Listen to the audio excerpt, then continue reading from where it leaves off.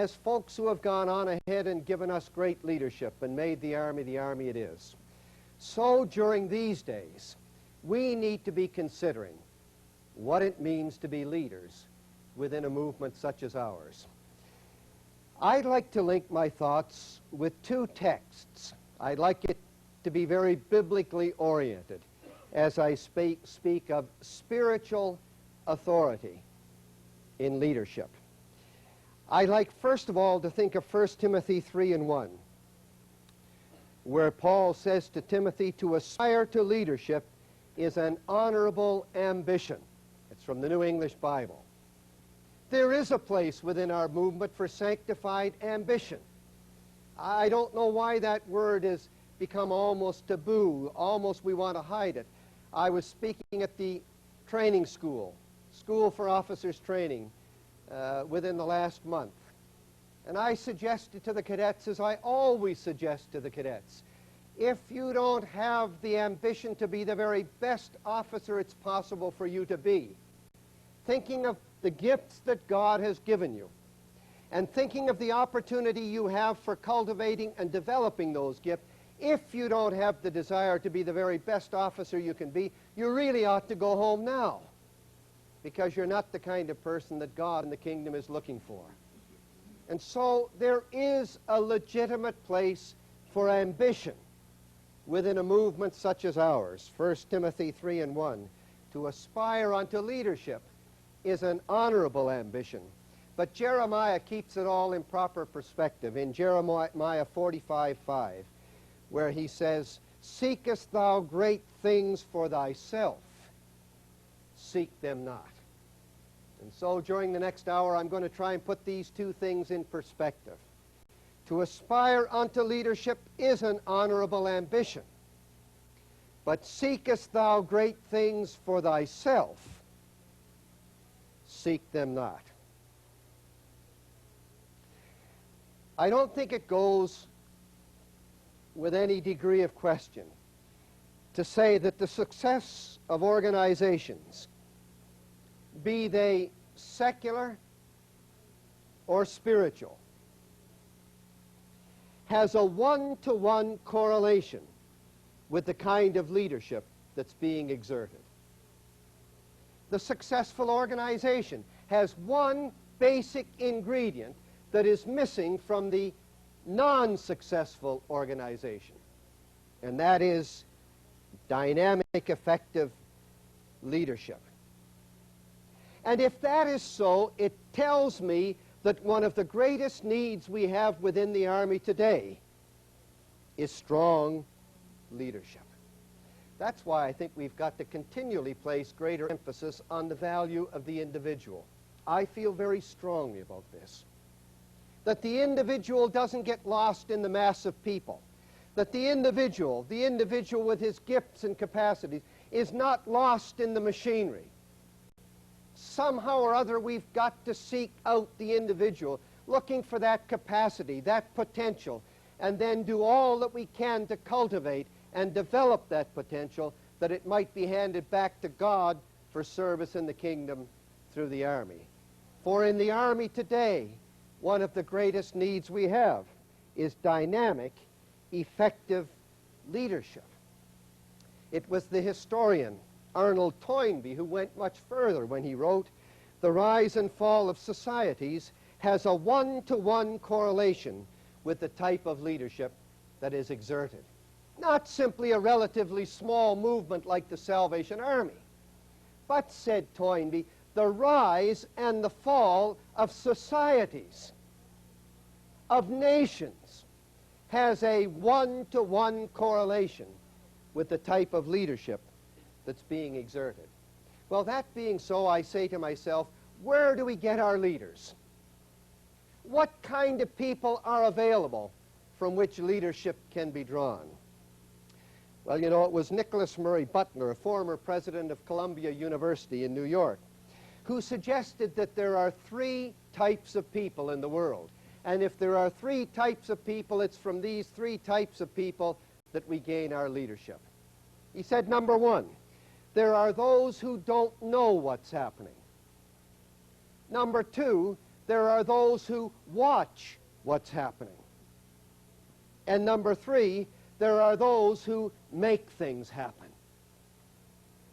And of course, what is true of society can be true of a movement such as ours. We can have leadership that doesn't know what's happening. We can have leadership simply watching what's happening. But our great need today, of course, is for leaders who make things happen. It was Lord Montgomery who defined leadership as the capacity and the will to rally men and women to a common purpose, and the character which inspires confidence. Leadership, he said, is the capacity and will to rally men and women to a common purpose, and the character which inspires confidence. Now, if you start to analyze that definition, there are two key words there. One is capacity, the other is character. Capacity indicates what I can do. Character indicates what I am. And when we talk about spiritual authority in leadership, both are necessary. It's not only what I can do, not only my capacity for leadership, but it's my character, what I am. Montgomery then went on to enunciate 7 qualities of leadership that he saw in the military sense, the kind of leaders that he was looking for. I'd like to suggest to you this morning that those qualities that he was looking for military leadership are also qualities that we ought to be looking for in our spiritual warfare. In speaking about the capacity, in speaking about the character of a leader, Montgomery said, here are 7 qualities of good leadership. Number 1, he will be able to sit back and avoid getting immersed in detail. Number 2, he will not be petty. Number 3, he will not be pompous. Number 4, he will know how to choose his men. Number 5, he should trust those under him and let them get on with their job without undue interference.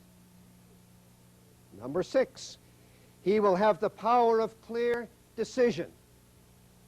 And number 7, he should inspire confidence. But having said all that, dear friends, I have come to the conclusion that it's easier to recognize leadership than define it. When I look around, I know if it's there or if it isn't there. There are qualities in individual lives that tell me and tell others whether there's real leadership there, but I must say it's very often easier to recognize than it is to define. What are the ingredients that make for that leadership?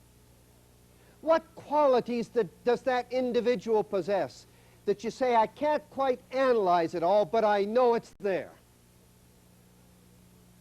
Some years ago, at a large gathering of leading Protestant missions in China, the question of qualifications for leadership was being discussed.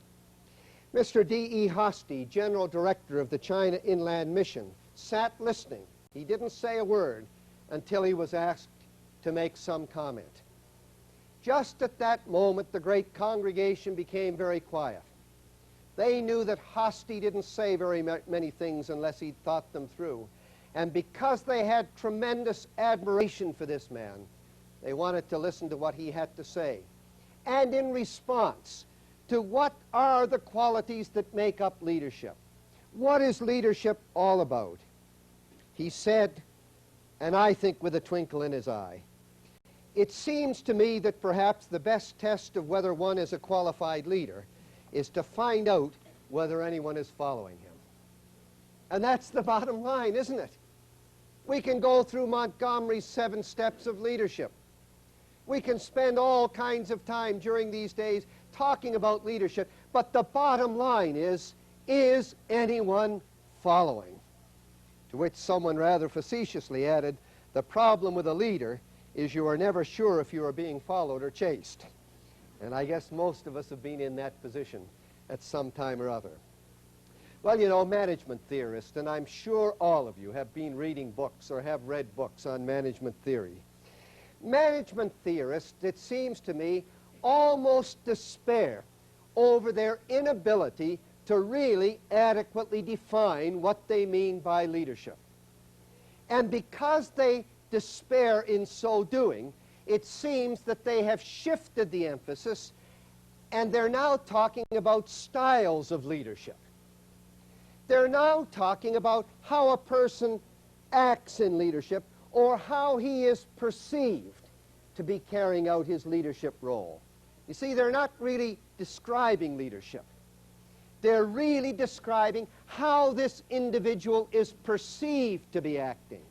And so they talk about styles of leadership. And I'd like to just share with you this morning 3 styles of leadership that they're talking about. May I say, one of the weaknesses in most management theorists' styles of leadership is they're emphasizing more the capacity and not emphasizing nearly enough, from our perspective, the character. Perhaps you don't need that as much in big business. Perhaps in the kind of leadership they're talking about, that isn't so necessary an ingredient. But when we're talking about spiritual authority and leadership, we are talking not only about capacity, we're talking about character. We're going to talk increasingly about how I relate to people. And of course, even in big business, that's important, isn't it? It was John D. Rockefeller who said, and I quote, "I will pay more for the ability to deal with people than any other ability under the sun." That's a bottom line statement, isn't it? Said Rockefeller, "I will pay more for the ability of my leaders to deal with people than any other quality they may possess." The overwhelming majority of 200 managers who participated in a survey conducted by the American Management Association agreed that the most important single skill of any executive is the ability to get along with people. Management rated this ability more important than intelligence, decisiveness, knowledge, job skills. How do I relate to people? Well, think about it. How do we respond? How do people perceive us as leaders in leadership style? Well, leadership management theorists are talking first of all about the laissez-faire leadership, where the leader gives minimum direction and gives maximum opportunity, freedom for discussion. He establishes rapport and remains silent until he's asked to respond. Of course, this style of leadership permits growth and development through participation. Now, there are many who are coming to the conclusion that this really isn't leadership at all. This can really degenerate into a pooling of ignorance. I've operated this as a corps officer in one of our very large commands, where we had a very large Bible study on the one hand, but the young people wanted to have their own Bible study, and I certainly encouraged them to do just that. And every once in a while, every few weeks, they would invite me to come along and just share in what they had been discussing. And to my horror, on one occasion, I went in and found that really what they'd been discussing in the last few weeks was just an accumulation of ignorance. There really wasn't anybody in that group that was qualified to give direction to the subject which they were discussing. It was laissez-faire, all kinds of opportunity for discussion and development through discussion, but it was misguided, so it wasn't really leading to anywhere constructively. Now that, of course, can happen in laissez-faire leadership, where you go to the group, create rapport, let them get on with it, and you don't respond until you're asked to do so. That's one end of the spectrum in leadership styles. Of course, the other end of this spectrum is what we call autocratic leadership. One-man rule, little discussion, very little delegation, practically all of the policies being established by the one who is in charge. Now let me say, this kind of leadership can be a little bit misleading. It can be misleading if we feel that we're really part of the process. If we feel just because we're involved in discussion, we're really talking about democratic leadership, when that may not be the case at all. The leader may have come to that conference with decided statements in his own mind that he wishes to carry the judgment of people on. I've been in that setting, haven't you? I've been in a setting where I thought I was really being encouraged to add to the discussion and add to that which would finally establish policy, until after sitting for a long time, I suddenly realized, but this really isn't the case. The decisions have already been made. Leadership already knows the direction in which we're going, and I felt very, very badly that perhaps I'd wasted some of my time in this area. Where I felt for a while it was democratic leadership, it was really autocratic leadership. Now, there are two basic weaknesses in autocratic leadership, in my judgment. Number one, the leader can get the consent of the followers by virtue of his position. Now, that's a weakness within our own system. I think we all face that. And closely related to that is it tends to produce yes men. Right? If you're working in a system, yes, thank you, sir. I needed that illustrated this morning. But our system can lead to that in areas of autocratic leadership. Number one, the leader can get the consent by virtue of his position, and that's true on your level as well as my level. And secondly, it can produce a lot of yes people. And my dear friends, that's true on your level as well as any other level. Autocratic leadership. In between, of course, we have democratic leadership. The style that's used by those who feel that you're going to get the best results by having people involved in the process, by bringing people into your confidence, by asking for their opinion, by respecting their opinion, by not going with some preconceived ideas, but saying, yes, I may have some idea in my own heart and mind as to the direction we're going, but I want to listen to you. I want to hear what you have to say, and perhaps it will negate some of my preconceived ideas.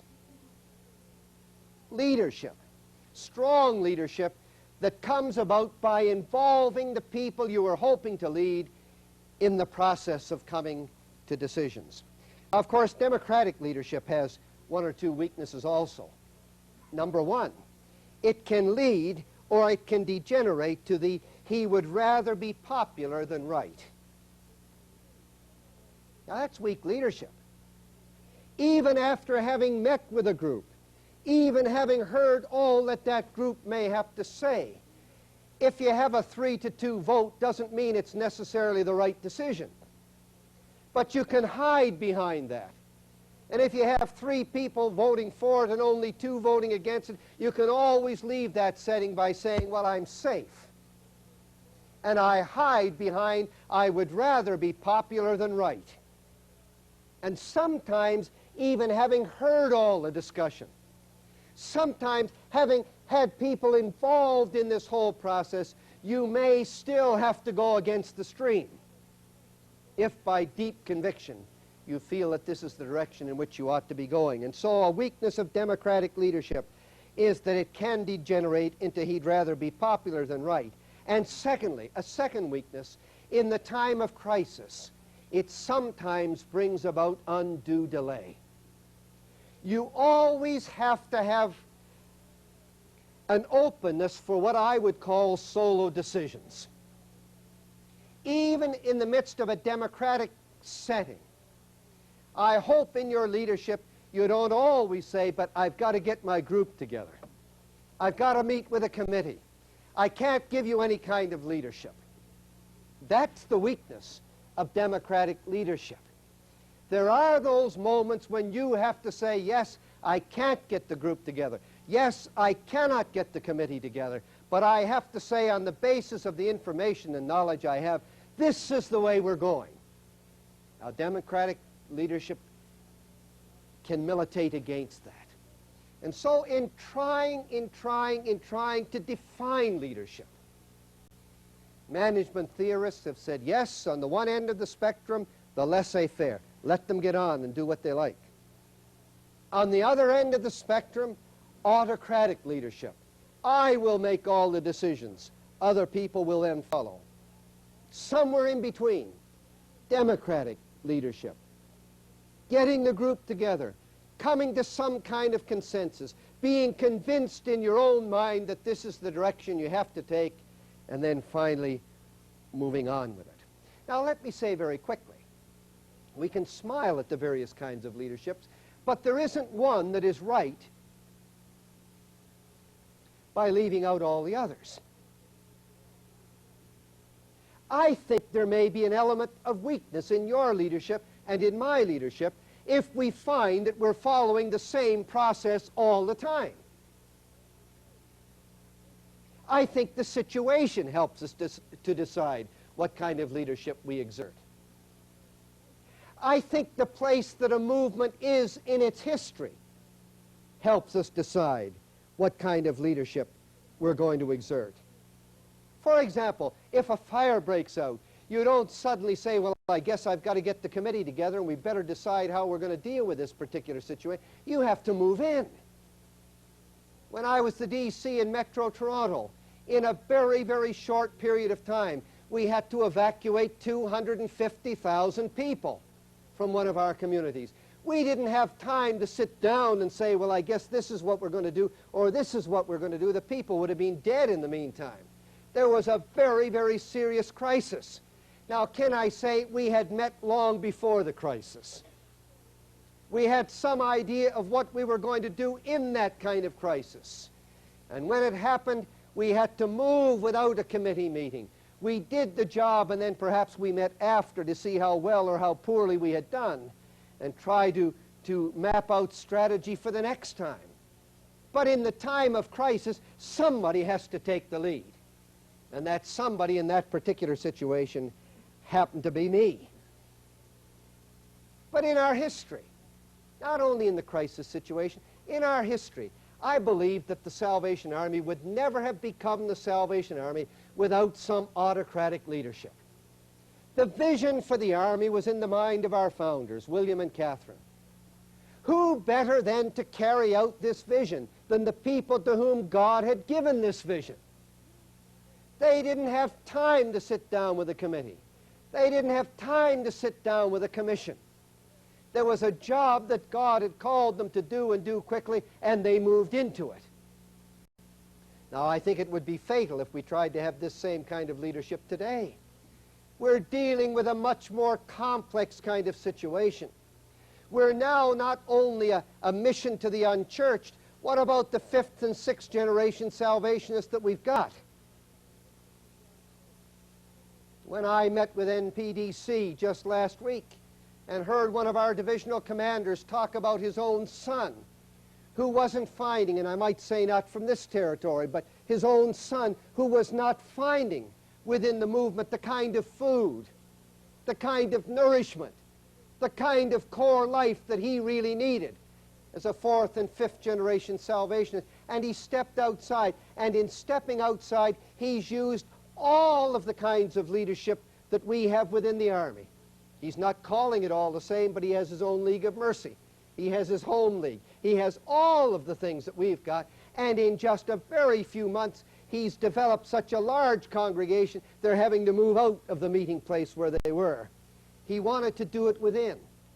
There wasn't time within to have this extra Bible class that he wanted to start. And so he had to start it somewhere. I'm saying, dear friends, I'm saying, we have become so complex that we have a ministry to those who are within, as well as to those who are without. And that's why we need all the help that we can get in the area of leadership, where we can't operate just in autocratic leadership. What kind of leader do you feel you are? I ask you, how do people perceive your leadership skills? I ask you, if they're going to talk about your leadership in terms of style, how would you rate during the last 6 months?